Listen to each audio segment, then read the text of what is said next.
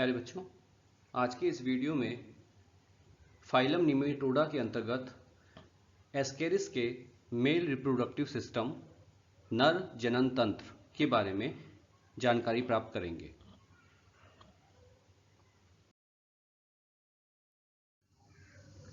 देखिए, एस्केरिस के reproductive organs को बताने से पहले जनन से संबंधित कुछ बातों को मैं आपके सामने प्रस्तुत कर रहा हूं। इसको ढंग से समझने का प्रयास कीजिएगा।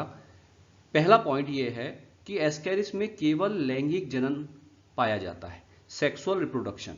जैसे मनुष्य में या स्तनधारियों में सेक्सुअल रिप्रोडक्शन होता है, जिसमें युग्मक बनते हैं और युग्मकों के बीच में संलयन होता है, निषेचन होता है, जिसके बाद नई संतान विकसित होती है। तो इसी प्रकार का रिप्रोडक्शन एस्केरिस में पाया जाता है। तो ऐसे रिप्रोडक्शन को जिसमें युग्मक बनते हैं और युग्मकों के बीच में संलयन होता है, फर्टिलाइजेशन होता है, इसे हम क्या कहते हैं? इसे हम कहते हैं लैंगिक जनन या सेक्सुअल रिप्रोडक्शन। तो ये ध्यान रखना है हमको कि एस्केरिस में सेक्सुअल रिप्रोडक्शन पाया जाता है। यह एक लिंगी प्राणी है, अतः नर और मादा जनन अंग अलग अलग जंतुओं में मिलते हैं। जैसा मैंने अपने पुराने वीडियोज में भी आपको बताया है कि एस्केरिस जो है एक लिंगी प्राणी है। जैसे मनुष्य की बात करें तो मनुष्य एक लिंगी है। मेल में नर जनन अंग पाए जाते हैं, फीमेल में मादा जनन अंग पाए जाते हैं। अलग अलग जंतुओं में अलग अलग जनन अंग होते हैं। तो उसी प्रकार से एस्केरिस भी एक लिंगी जंतु है, अर्थात इसमें नर अलग है, मादा अलग है। तो नर जनन तंत्र जो है नर में पाया जाएगा और मादा जनन तंत्र जो है मादा में पाया जाएगा। इसमें लैंगिक द्विरूपता पाई जाती है, सेक्सुअल डाइमॉर्फिज्म पाया जाता है। देखिए, लैंगिक द्विरूपता के बारे में आपको पता होना चाहिए। लैंगिक द्विरूपता का मतलब ये होता है नर और मादा के बीच ऐसे लक्षण जिसे देखकर हम अनुमान लगाएं कि फीमेल और मेल कौन है। जैसे आप मेल फीमेल को देखेंगे तो आप एक नज़र में देख के पहचान सकते हैं कि जो छोटा है वो मेल है और जो बड़ा है वो फीमेल है। मेल का पश्च सिरा देखिए मुड़ा हुआ होता है, जबकि फीमेल का पश्च सिरा बिल्कुल सीधा होता है। तो ये दो लक्षण एक ऐसे हैं। इसके अलावा मेल पतला होता है, फीमेल मोटी होती है। ये ऐसे लक्षण हैं जिसे देखकर हम आइडेंटिफाई कर सकते हैं कि मेल और फीमेल कौन है। तो इसी को हम कहते हैं लैंगिक द्विरूपता, सेक्सुअल डाइमॉर्फिज्म। एस्केरिस में जो जनन अंग होते हैं वे बहुत अधिक विकसित होते हैं, डेवलप्ड होते हैं। और देह गुहा में मेल फीमेल की जो देह गुहा होती है उसमें ये स्वतंत्र रूप से स्थित होते हैं। इनकी जो देह गुहा है उस देह गुहा में काफी विकसित जनन अंग जो हैं एस्केरिस में मौजूद होते हैं।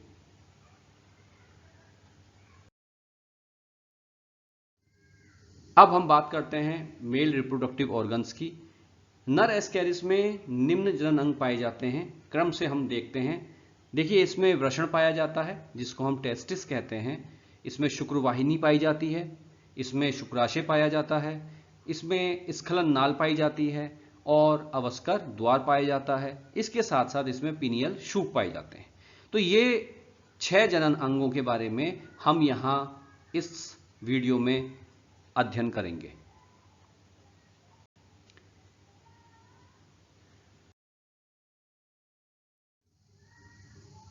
सबसे पहले हम बात करते हैं जनन अंग वृषण की, जिसको हम टेस्टिस कहते हैं। देखिए, एस्केरिस में एक वृषण पाया जाता है। एस्केरिस में एक वृषण पाया जाता है, इसलिए हम इसको एकल वृषणीय कहते हैं। कई बार ऑब्जेक्टिव सवाल पूछे जाते हैं, उसमें पूछा जाता है कि एस्केरिस एकल वृषणीय है या नहीं है। तो ये ध्यान रखिएगा कि एस्केरिस जो है, जो नर एस्केरिस है, वो एकल वृषणीय है, क्योंकि इसमें एकल मतलब एक वृषण पाया जाता है। वृषण एक लंबी, महीन और कुंडलित संरचना है जो शरीर के अधिकांश पश्च भाग में फैली रहती है। आप इस डायग्राम में अगर देखेंगे तो ये जो आगे का ये जो हिस्सा दिख रहा है नीले रंग की, आपको ये जो नली दिख रही है, ये वृषण है। और आप देख रहे हैं ये काफी पतली और कुंडलित संरचना है। और पूरे पश्च भाग में ये जो पिछला सिरा है एस्केरिस का, इस पूरे पश्च भाग में ये ही वृषण जो है कुंडलित अवस्था में यहाँ पे फैला हुआ रहता है। तो वृषण संख्या में एक है, एक लंबी, पतली और कुंडलित ये संरचना है जो कि पश्च भाग में फैली रहती है। वृषण स्वतंत्र सिरे पर बंद होता है और दूरस्थ सिरे पर शुक्रवाहिनी में खुलता है। आप अगर देखें तो वृषण का ये वाला जो सिरा है ये क्या है?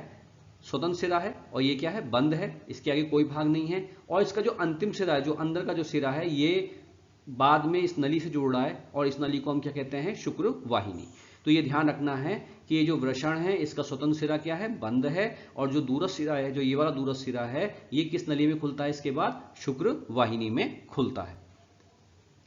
यह एक टीलोजेनिक रचना है, बहुत इंपॉर्टेंट चीज है, आप समझने का प्रयास कीजिएगा। ये एक टीलोजेनिक रचना है जिसमें शुक्रजन कोशिकाएं, जिसको हम कहते हैं स्पर्मेटोगोनिया, शुक्रजन कोशिकाएं इसकी पूरी भित्ति से ना बनकर प्रारंभिक जनन क्षेत्र में स्थित केवल एक ही बड़ी कोशिका के मुकुलन द्वारा बनता है। आपको मैं एक डायग्राम के माध्यम से समझाने का प्रयास करता हूं रफ में।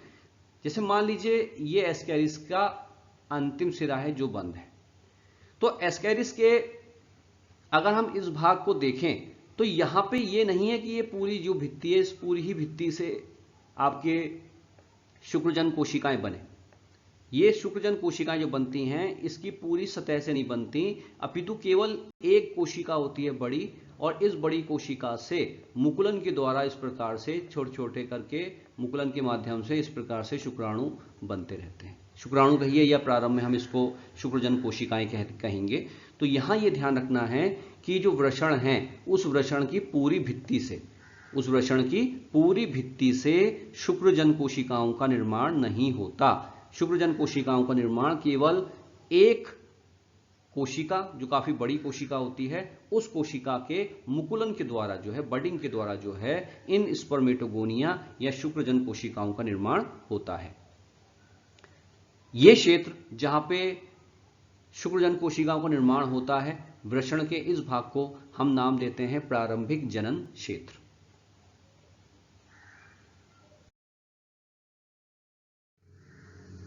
अब देखिए वृषण में, जैसा कि मैंने अभी आपको ये बताया कि वृषण का जो अंतिम सिरा है, जो बंद सिरा है, ये वाला, यहां पे एक कोशिका होगी और उस कोशिका से मुकुलन के द्वारा क्या बनेंगे, शुक्रजन कोशिकाएं बनेंगी। इस क्षेत्र को हमने क्या नाम दिया था, प्रारंभिक जनन क्षेत्र। ठीक है। इसके बाद का जो ये हिस्सा है, इस हिस्से को हम नाम देते हैं क्या, वृद्धि क्षेत्र। ये ध्यान रखिएगा, प्रारंभिक जनन क्षेत्र किसको कहेंगे, वो वाला हिस्सा जहां पे शुक्रजन कोशिकाओं का निर्माण हो रहा है। ये वाला जो हिस्सा है ये आपका जनन क्षेत्र है जहां पे शुक्रजन कोशिकाओं का निर्माण हो रहा है।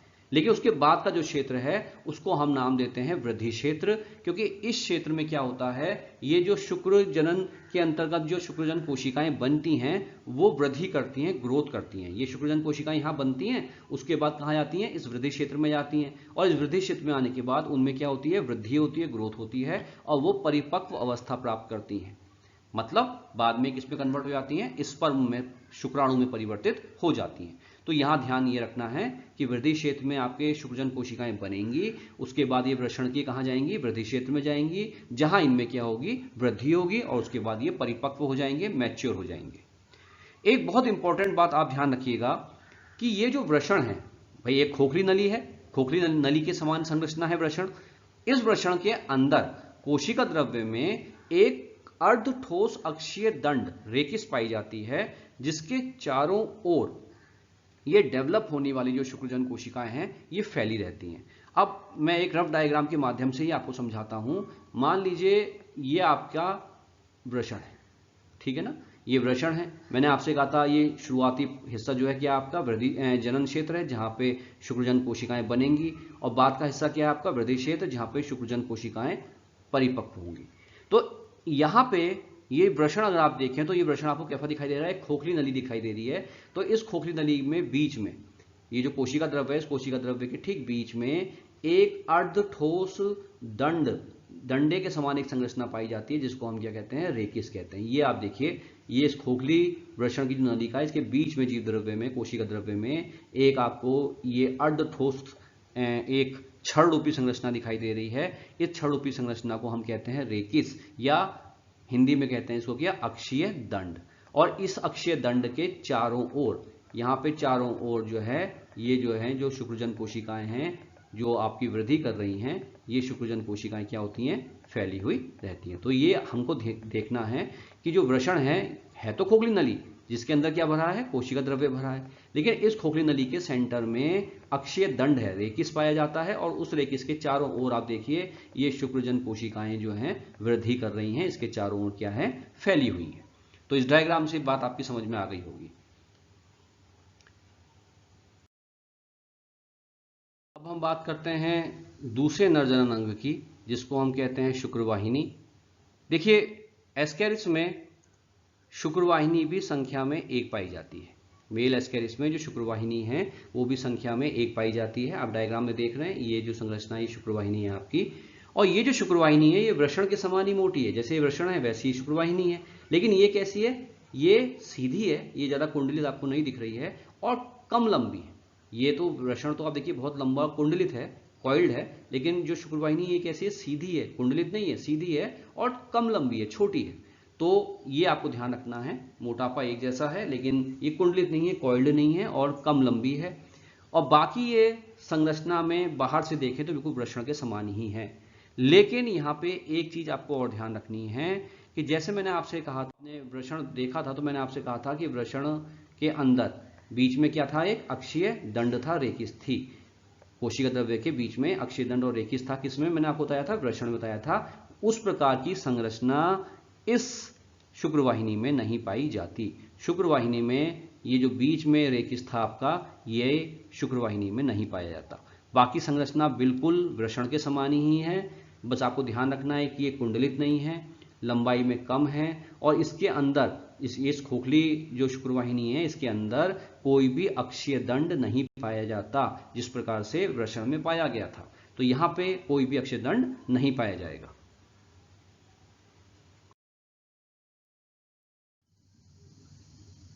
अब हम बात करते हैं तीसरे जनन अंग की, जिसको हम कहते हैं शुक्राशय। तो देखिए एस्केरिस में जो शुक्राशय होता है, जिसको हम सेमाइनल वेसिकल भी कहते हैं, ये भी संख्या में 1 है, और ये एक लंबी, मोटी और सीधी नली है। आप देखिए ये जो संरचना आपको दिखाई दे रही है, ये संरचना कहलाती है आपकी शुक्राशय। आपकी देखिए लंबी, मोटी और सीधी संरचना है, और लगभग पूरे पश्च भाग में ये फैली हुई है। ये देखिए पश्च भाग जो है इसमें फैली हुई है, और ये इसमें कौन सी नली खुल रही है, आप देख रहे हैं इसमें कौन सी नली खुलती है, शुक्रवाहिनी। तो इसमें शुक्रवाहिनी नली आपकी खुलती हुई आपको दिखाई दे रही है। दूसरी साइड अगर आप देखें तो दूसरी साइड ये किससे जुड़ी है, ये जुड़ी है आपकी स्खलन नाल से। ये बात ध्यान रखनी है आपको कि शुक्राशय जो है एक ओर तो किससे जुड़ा है, शुक्रवाहिनी से, और दूसरी ओर जो है ये जो दूसरा हिस्सा है, इसका अंतिम हिस्सा, ये किससे जुड़ा हुआ है, ये जुड़ा हुआ है स्खलन नाल से।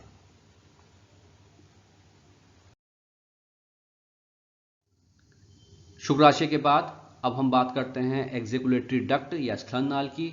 तो देखिए एस्केरिस में स्खलन नाल भी एक ही है और काफी छोटी और संकरी नली है। जैसा मैंने आपसे कहा था कि ये जो अंतिम भाग है ये छोटी और संकरी नली, यही स्खलन नाल कहलाती है।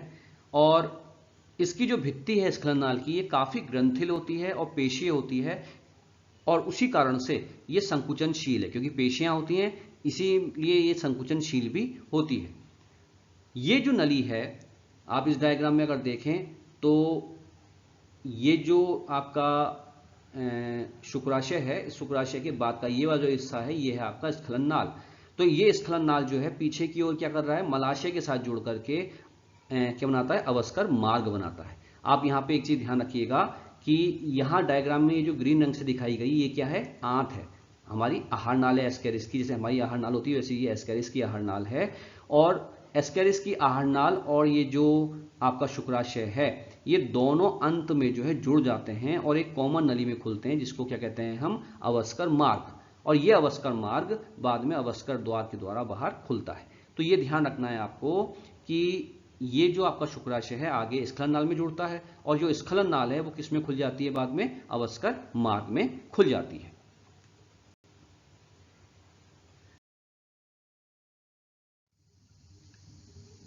अब नेक्स्ट भाग है आपका अवस्कर मार्ग।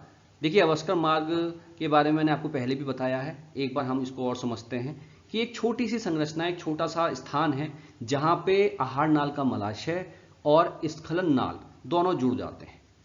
एक डायग्राम के माध्यम से आप देखिए, ये आपका आहार नाल का मलाशय है और ये आपका शुक्राशय के बाद की ये स्खलन नाल है आपकी। तो ये स्खलन नाल और ये मलाशय जिस स्थान पे जुड़ गए, ये देखिए आप हल्के हरे रंग से दिखाया है, इस स्थान को हम क्या कहते हैं, अवस्कर मार्ग। और ये जो अवस्कर मार्ग है, ये अवस्कर मार्ग बाद में अवस्कर द्वार के द्वारा बाहर खुलता है।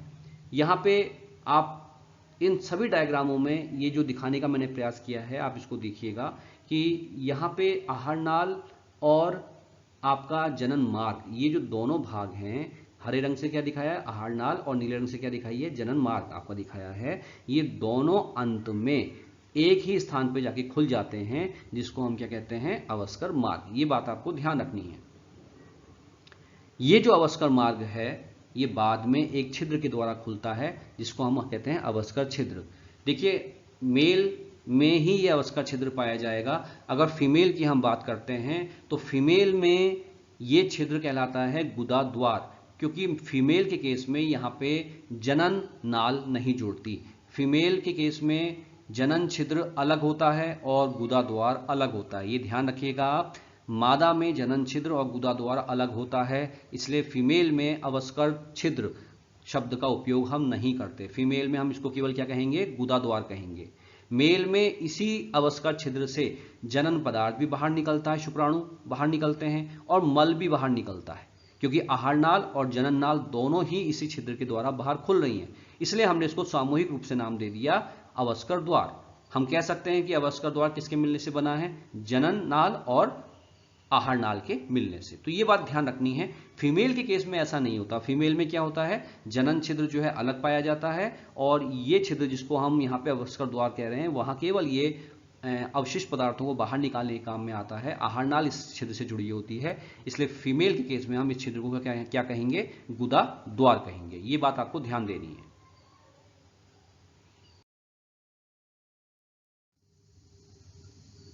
अब हम बात करते हैं पिनियल शूक या पिनियल सीटी की। देखिए एस्केरिस में दो छोटी छोटी संकुचनशील थैलियां पाई जाती हैं जो अवस्कर मार्ग के पृष्ठभाग में खुलती हैं, जिन्हें हम पिनियल कोश कहते हैं। आप डायग्राम में देखेंगे तो आपको डायग्राम में समझ में आएगा। ये जो अवस्कर मार्ग है, इस अवस्कर मार्ग के पृष्ठभाग में ये दो जो छोटी छोटी थैलियां हैं, ये अवस्कर मार्ग के पृष्ठभाग में खुलती हैं। इन छोटी छोटी थैलियों को हम नाम देते हैं पिनियल कोश, और प्रत्येक पिनियल कोश से क्यूटिकल की बनी कांटे के समान संरचना बाहर निकली होती है, जिसको हम पिनियल शूक कहते हैं। आप डायग्राम में देखिए, ये जो पिनियल कोश हैं जो कहाँ खुल रहे हैं आपके अवस्कर मार्ग में खुल रहे हैं, इन्हीं पिनियल कोशों से कांटे रूपी संरचना आप देखिए निकल रही है, जिसको हमने क्या नाम दिया है पिनियल शूक। यहाँ डायग्राम में देखिए ये जो दो संरचनाएं दिखाई गई हैं, ये क्या है आपके पिनियल शूक हैं। पिनियल कोश जो हैं इनकी भित्ति में अपाकुंचन और आकुंचन पेशियां पाई जाती हैं। ये जो कोश हैं आपके, इनमें अपाकुंचन और आकुंचन पेशियां पाई जाती हैं, और ये जो पेशियां हैं इन पेशियों के कारण ही ये पिनियल शूक को बाहर निकालने और भीतर खींचने के काम में लाते हैं।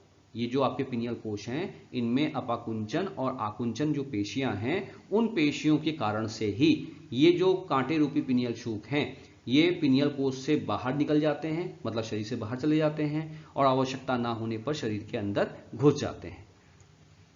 इन शूकों का जो काम है, इनका काम है मैथुन क्रिया में प्रतिभाग करना। जब मेल और फीमेल के बीच में मैथुन क्रिया होती है तो उस समय ये पिनियल शूक जो है पिनियल कोश से बाहर निकलते हैं और मादा के जनन छिद्र को फैलाने का काम करते हैं। तो बहुत इंपॉर्टेंट रोल है इन पिनियल सीटी का कि ये क्या करते हैं, ये मैथुन क्रिया के दौरान फीमेल के जेनाइटल जो पोर है, भग जिसको कहते हैं, उसको फैलाने का काम करते हैं।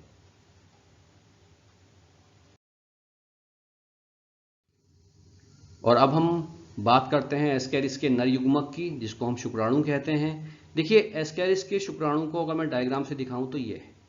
आप मनुष्य के शुक्राणु के बारे में अगर जानते हैं तो मनुष्य का शुक्राणु कुछ इस प्रकार का होता है। ये पूंछ होती है मनुष्य के शुक्राणु में, जबकि आप एस्केरिस के शुक्राणु में देखेंगे कि इसमें इस प्रकार की कोई पूंछ नहीं पाई जाती। मनुष्य में शुक्राणु में जो पूंछ होती है, इसी के माध्यम से ये शुक्राणु क्या होता है, गति करता है, मूव करता है। लेकिन एस्केरिस के शुक्राणु में पूंछ नहीं है, अतः ये मूव नहीं कर सकता, ये चल नहीं होता, ये अचल होता है और असमित आकार का है। कोई निश्चित इसका आकार आपको दिखाई नहीं दे रहा है। साथ ही साथ आपको पता है कि ये बनते कहाँ से शुरू हैं। आपको मैंने बताया था कि शुक्रजन कोशिकाएं कहाँ बनती हैं आपकी, वृषण के जनन भाग में। वहां से वो कहाँ आते हैं, वृषण के वृद्धि क्षेत्र में, वहां उनका वृद्धि होती है और उसके बाद ये शुक्रवाहिनी में परिपक्व हो जाते हैं। इसके ठीक बाद ये अवस्कर मार्ग से होते हुए, जब मैथुन की क्रिया होती है मेल और फीमेल के बीच में, तो अवस्कर मार्ग से होते हुए ये मादा के गर्भाशय में जाते हैं, मादा एस्केरिस के गर्भाशय में जाते हैं और वहां पे अंडों को निषेचित करते हैं। तो ये आपको ध्यान रखना है कि जो एस्केरिस है उसका शुक्राणु कैसा है, पूंछ विहीन है, असमित आकार का है, अचल है, चल नहीं सकता, शुक्रवाहिनी में परिपक्व हो जाता है पूर्णतः, और मैथुन क्रिया के दौरान ये मेल के अवस्कर मार्ग से होते हुए फीमेल के गर्भाशय में प्रवेश करता है।